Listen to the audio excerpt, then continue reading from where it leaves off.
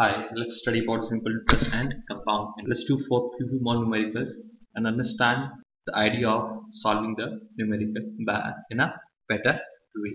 Let's say this is the first problem. The difference between the simple interest and compound interest on the rupees 1200 for 1 year is 10% per annum calculated half yearly. Now that means the thing is clear. First we have to calculate the difference between CI and SI. That is compound interest and simple interest. And the amount that is given 1200, obviously this is your principal amount, which is given rupees 1200. The time period is given 1 year. Rate is 10%. Now this is 10% per annum. Now, this is all the given data we have. Second thing, now the important thing here is calculated half yearly. This type of the problems creates a problem among the students. What is this? Because this is a very rare question when children is half yearly and quarterly. Generally the problems are of the yearly. Now whenever we see the half yearly, that means we have to think about the time period. How many half years we have? See, this is a time period 1 year. We can say this is 2 half years because it says half yearly. This time period is 2 now. Second thing, 10% per annum. It means 5% per half annum, right? Because this is 10% in 1 year.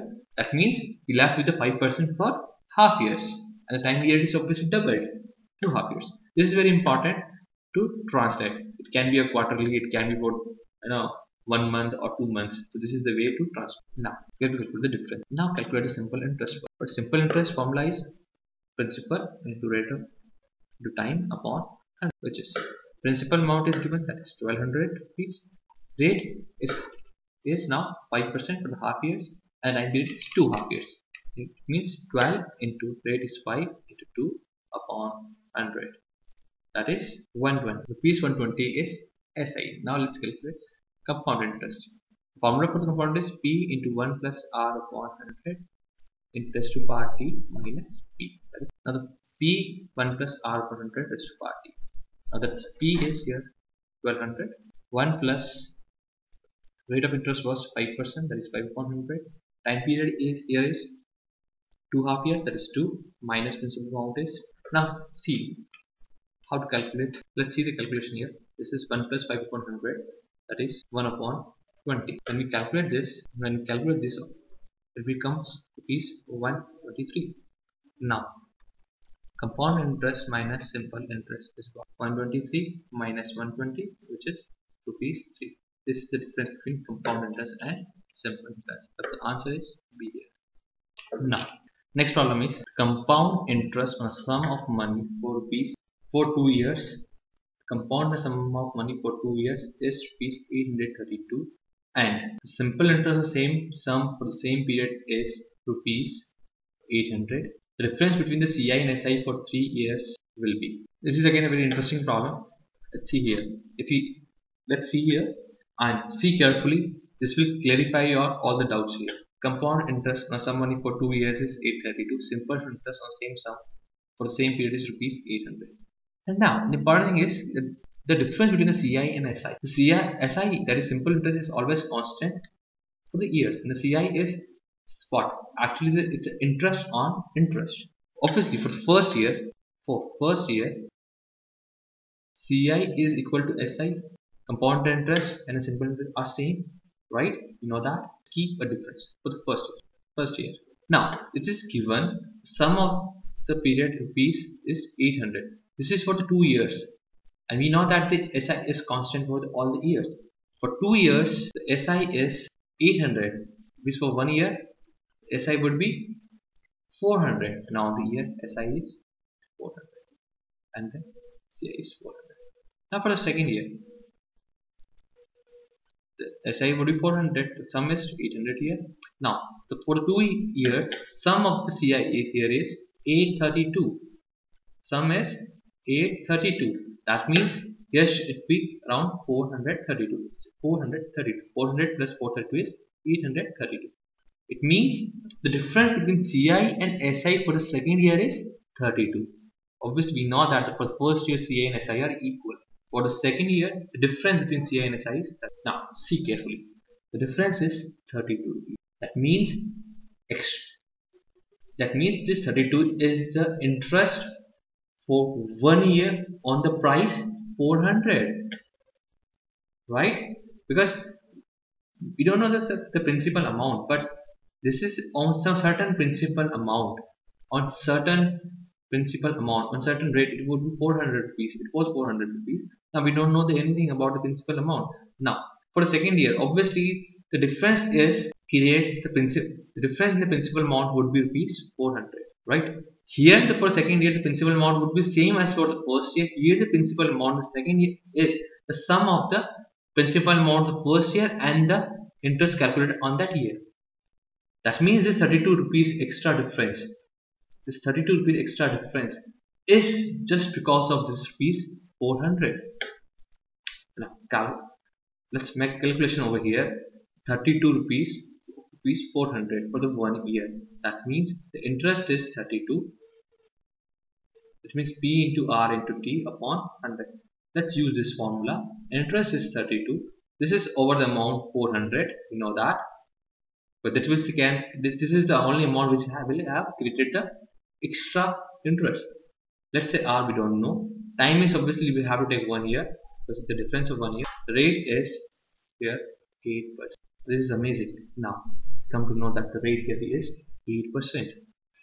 Obviously the next year SI would always be 400. Now let's calculate this place. What would be? This rate is 8%. Now let's give the interest here. Now sum is 432. Interest is 432 into 8% into 1 year upon 100. This comes out to be 32.456. The total difference. Therefore, this interest is we take the place of this here. That means here is 432 plus 34.56. Right? Here it would be the compound interest would be 432 plus 34.56. Now let's calculate the difference here. Here the SI is 400 every year. Here is 400 432 plus here is 466.56. Now total difference here is the first year difference is 0, in second year difference is 32, in third year the difference is 66.56 and total difference is 98.56. Right? Difference is 98. Now come to the third column. The difference between SI on certain sum at the rate of 10% per annum for 2 years and CI which is compounded every 6 months is rupees 124.05. What is the principal sum? Difference between CI on a certain sum at the rate of 10% per annum for 2 years and CI which is compounded for every 6 months is 124.05. The differences. We have given the differences.